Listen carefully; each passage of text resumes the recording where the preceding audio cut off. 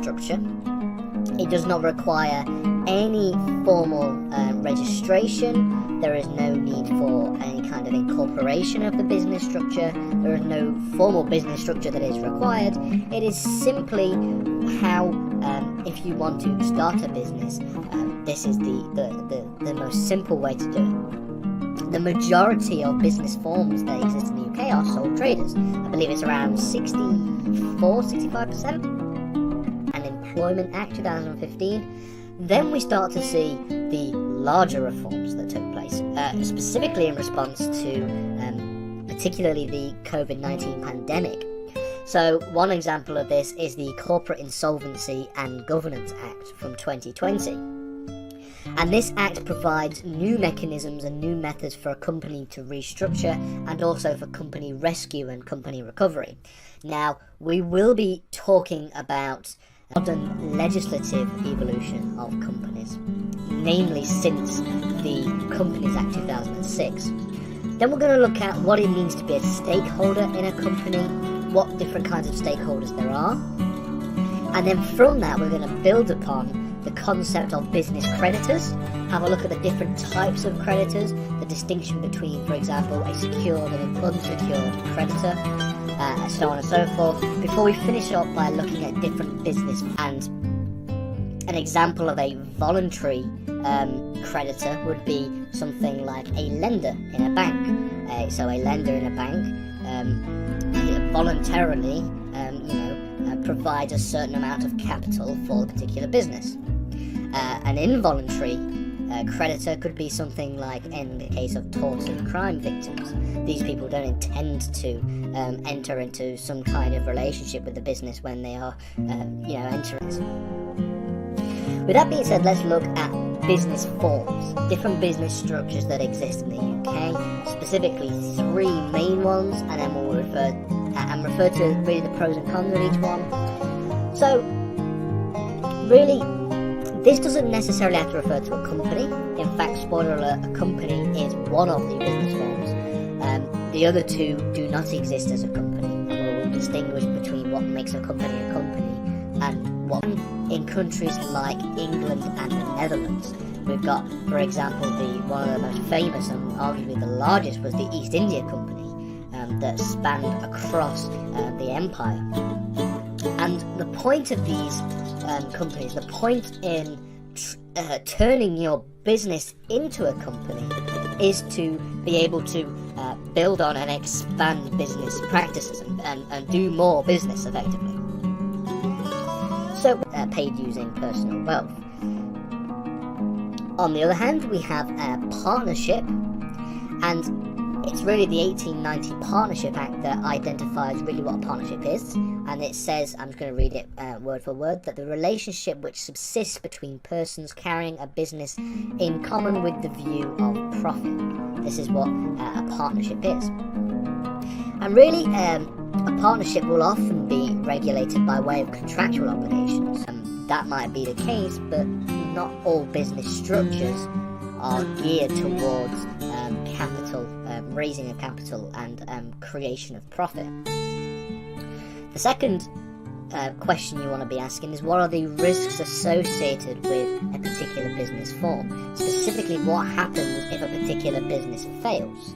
In some cases, there are limited liabilities where a debtor start when we're talking about company law. And really, the concept of a company is simply that it is an abstract entity. It is a legal fiction, if you will. Okay, it is just a legal entity which we utilize to do business and operate business in a particular way. Our modern understanding of the company, the sort of modern interpretation of companies that really hasn't changed that much, since the 16th century, began contractual liabilities of a company, things like the Corporate Manslaughter Act, and you've also got regulation from supranational institutions like the European Union, mainly EU directives, and a few pieces of EU case law as well from the ECJ, and obviously we have to talk about the impact of Brexit on company law. And then you've also got a number of international law regulations that seem to act act as sometimes more of a guide, corporate insolvency and bankruptcy law in this series of videos. But what I want to do specifically is focus on them in more detail in their own series of lessons, because technically corporate insolvency law is different to company law. It relates to business practices and it relates to companies, but corporate insolvency is a very specific environment that takes place after a number of things happen, and the main one being, and it exists separately from the people who are running the business. And that's why, unlike with partnership and sole traders, the people who run and operate a company may come and go over a period of time, whereas the company will stay the same. You cannot say the same for a sole trader or a partnership. If somebody decides to retire from a partnership, or if they're a sole trader and they decide to retire, I have an interest in that business because I am, interacting and forming contractual obligations with that business by way of purchasing an item from a shop. You could also talk about tort and crime victims.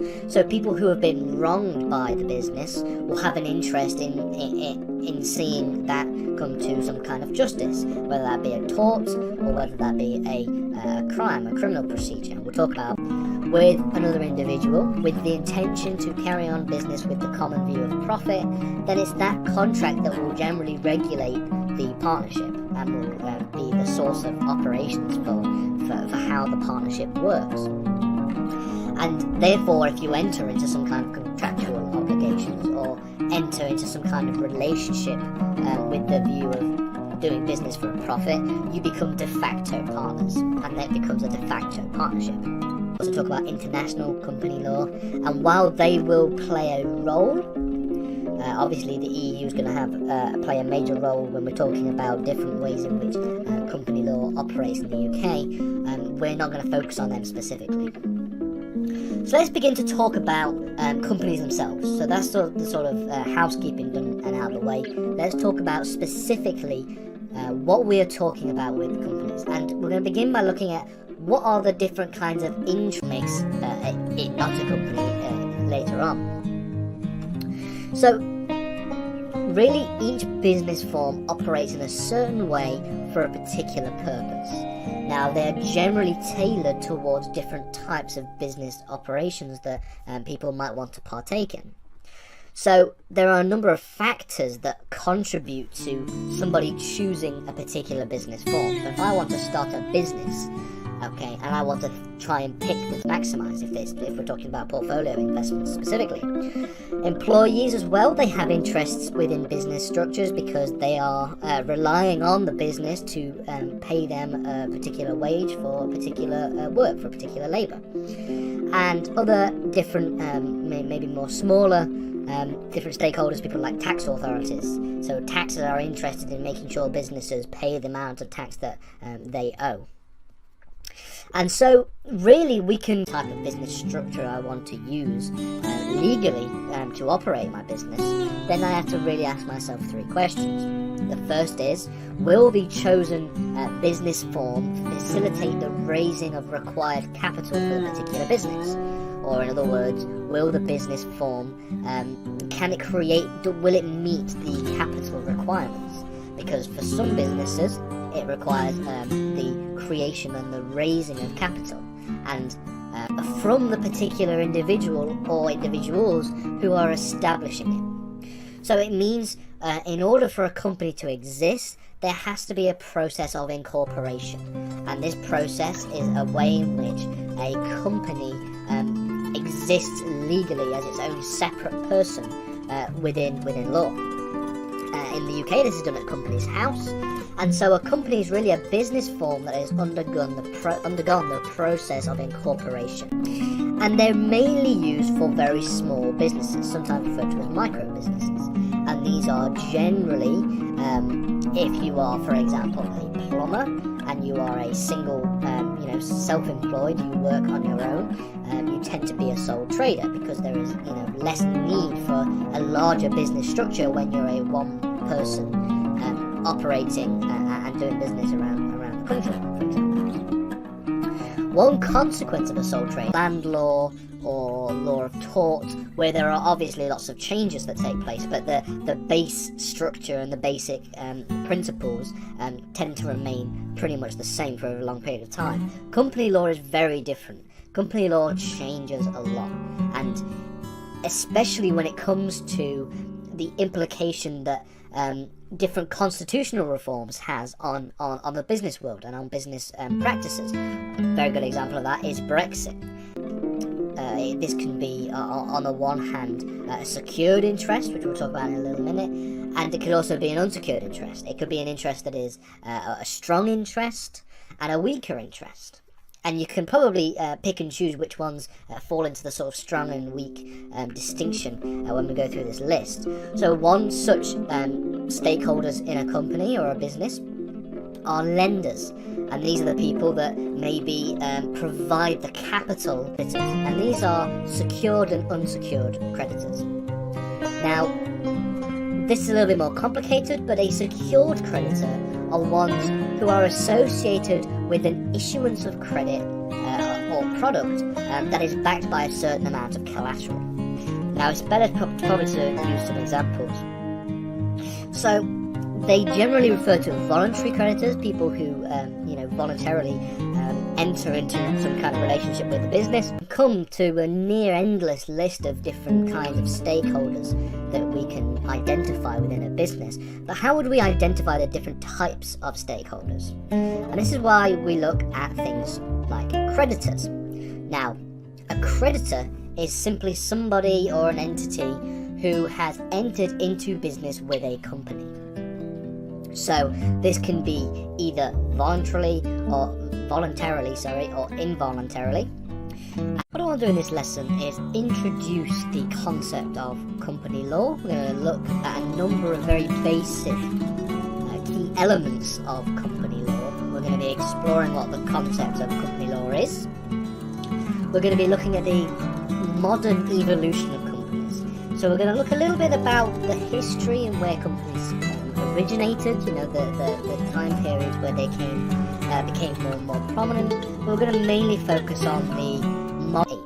Now, we will be referencing the Companies Act a lot throughout this series of lessons, obviously, but the Companies Act itself is particularly huge. It's a very, very, very big, thick, dense piece of legislation. So I wouldn't encourage anybody to read it from start to finish, but we will be referencing all the important parts throughout. And then in 2015, we have a reform to small business and with the small business enterprise. So it's again it's a very informal way of operating business practices in the United Kingdom. It's very similar to a sole trader, except in the sense that there are more than one of you. But at the same time, there is no need for incorporation or anything like that. And like it says here, a partnership may be regulated using contractual obligations. So, for example, if you enter into a contract, and this doesn't necessarily have to be a written contract, okay, forms. So we're going to look at what the kind of business forms we can have and what they're useful for and what they're not useful for in some cases. Because there is a difference between company law and there's a difference between that and business law. Because company is a form of business, it's a business structure, but it isn't the only form of business structure that exists. So what's the first question? The first question is, what is a company? And it's really a good place to. When it comes to the specifically the legislative evolution of company law, it should be noted that there have been quite a few interesting changes in very recent years, and by very recent I mean literally last year. So really we're talking about since 2006, because it's important that we look at the sort of modern evolution of company law, because company law changes quite a lot. It's not like that a debtor cannot pay its debts to a creditor, and that's when insolvency proceedings begin to take shape. So it's important that we do focus on that in a lot more detail in its own separate lessons, but we will touch on it very briefly in this series of videos as well. And it should also be noted that we are going to be limiting our understanding and our study to UK related company laws. There are obviously other branches of company law that exist. We could talk about EU company law, we could talk corporate manslaughter as well. You also have the various people that own some kind of shares in a particular business, or just some kind of interest in terms of investing within the business, owning the business, or being partners within a business. And so these people obviously have a stake in seeing the company or the business do very well, because they want to see their profits. Requirements for the business to take shape, and a very good example of that would maybe be a bank. A bank often offers business loans to individuals who are wishing to start a business, and these are the people that infuse the business with a certain amount of capital to be able to get off the ground. You also have customers and clients. So if I go and walk into a shop, I'm going to purchase an item from a shop, and the sole tradership that exists wouldn't exist anymore, because it's directly connected to the person operating the trades. Companies are also heavily regulated through a number of pieces of legislation. We've already mentioned them, a number of them here today. We've got mainly the Companies Act 2006, we have the Insolvency Act 1986 for if a company becomes insolvent, and we also have things like, when we're referring to non-compete, very important and key to ensuring its survival. So, really there are three that we're going to talk about, three business structures that we're going to focus on. We're going to focus on the concept of the sole trader or the sole proprietor, the concept of a partnership, and then finally the concept of a company. And we're going to distinguish what all of these different things mean. So, sole traders or sole proprietorship is really the most informal form of business is that there are no protections if this particular business fails. So if you incur debts throughout the operation of your business, which is something that generally happens all the time, it's a natural part of business, you incur debts. Well then, if you are unable to pay said debts, you cannot have those debts written off in the form of bankruptcy proceedings. You'd have to pay that out yourself. So debts to creditors would have to be used, and obviously you can probably imagine the implication of Brexit on overseas companies operating within the UK. So the first major reform that we're going to talk about is the reform to the 1985 Companies Act, and this was a real major overhaul of this piece of legislation, and also it came with it the passage of a new piece of legislation, the Companies Act 2006, which came into force in 2000, where a debtor has less liability to pay off the debts of the particular business, but in some cases the debts may have to be paid out using personal finances. And so you have to really ask yourself, what are the risks associated with this business structure? And the final question you would ask is, does this business form provide for the most efficient organizational structure? Because organizing a business is capital, and that is then owed back to the banks, usually at an increased rate with interest. On the other hand, you have people like customers who tend to be weaker creditors. They have less of a position within the business. They're not as integrated within the business if you're simply just purchasing a good or service from the business. And then we've got the final way in which we characterize credit. An unsecured creditor is one that doesn't have any collateral within its crediting when it acts as a creditor with a business. And really, in other words, effectively, a secured creditor holds a line on its debtor's property. Now, we're going to talk about this in a later lesson, so don't worry about not understanding it too much yet. But the distinction between secured and unsecured creditors generally is probably the most complex of the different ways in which we can distinguish creditors in a business to how company laws should be regulated within particular states. Legal proceedings against them, but they nonetheless are becoming creditors within a business practice. We can also divide creditors between strong creditors and weak creditors, and Really strong creditors include those that have a stronger position within the business, maybe have stronger leverage within the business. For example, banks and other lenders will tend to have a stronger position within a business because they have provided a certain amount of lenders, managers, investors, for example. And it really means that they can seek securities from the business, okay? Whereby if their interests or their issuance of a credit product, are unable to be secured, then the business will have. Then there is a certain consequence from the business, and that is in the form of securities. By contrast, on the other side of the coin. And just like with a sole trader, there is no protection from the debts to creditors if a business fails. However, unlike with a sole trader, the liability to the creditors would be shared across however many people the partnership itself. So finally, let's look at the main one we want to talk about, and this is a company. Okay. Now, a company exists as a separate legal entity. Interests that you can have in a company, and in fact not just a company, in business structures in general. So this refers to business stakeholders. Okay, so like I've just said there, it could be a company or it could be any other kind of business form, and we're going to talk about other business forms in a minute. So the different stakeholders. A stakeholder is simply somebody or an entity who has some kind of interest in the company.